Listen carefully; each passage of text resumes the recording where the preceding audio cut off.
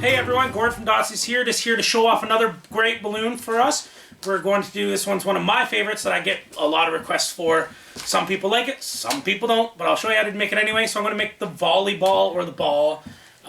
You can fib kids and tell them it's a baseball, basketball, but it looks more like a volleyball. So what you'll need is you'll need 3 to 60 cues, Q for Qualitex because it's the best. You can buy them in bags of 100 mix, you use whatever colors you want. I like to use red, yellow, and purple. But that's just because I like the colors.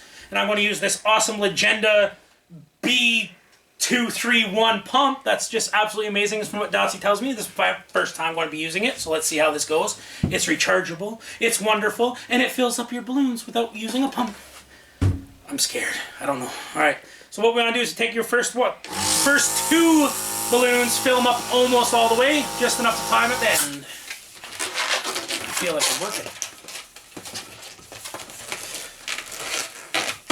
And then take it, find the middle, do the twist, make your glasses, slip it over your arm, take another one, go and do the exact same thing with the second 260.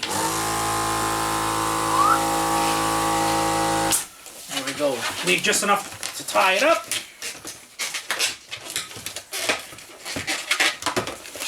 Do the exact same, find the middle.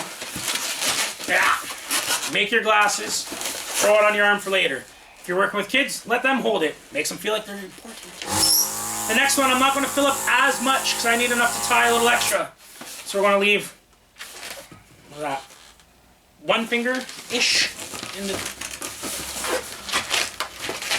I'm going to tie this. So this one, instead of making glasses, you're just going to find that center, twist it off. Make your lips. Hello. Oh. So now what we're going to do, we're going to weave them together. So we're going to take purple, your red, feed them through. Like so. Stay. Then you're going to take the yellow, and then we're going to feed it through one side, up and over, back, through. And then we're going to take the extras we left on that, and that's what's going to help you tie it all together.